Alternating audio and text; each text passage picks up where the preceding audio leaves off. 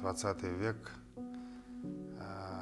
в общем-то, стал веком огромных конфликтов, человеческих жертв.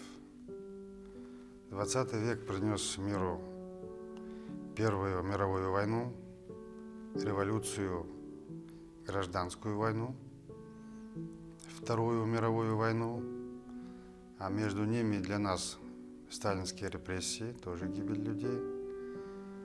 И для Казахстана 29-32 годы голодный мор почти половины населения.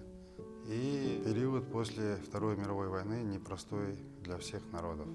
То есть в этой части век был кровавый, полный конфликтов, гибели огромного количества миллионов людей. Это одна сторона вопроса. В то же время 20 век оказался веком взлета человеческой мысли, науки и техники.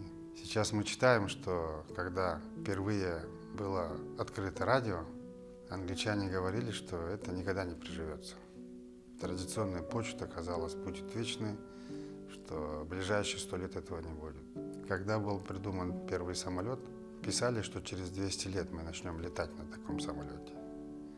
Ученые, открывшие секреты атомного ядра, думали, что возможность использования расщепленного атома произойдет когда-то далеко, но не в нашей жизни.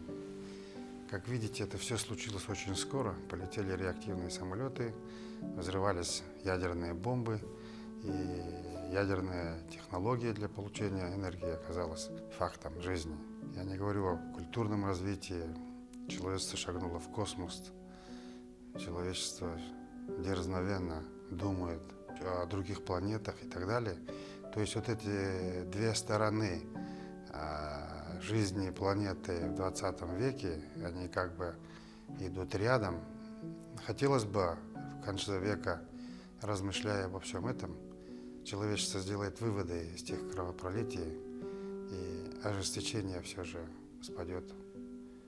И придет понимание, что развитие человечества, улучшение жизни людей, а ведь большинство населения планеты живет очень плохо, и хочется думать, что мир будет думать не о конфликтах, не о новом переделе и не о улучшении жизни за счет того, чтобы отобрать войной у другого, у кого есть, а совместно решать общие проблемы ради благополучия планеты.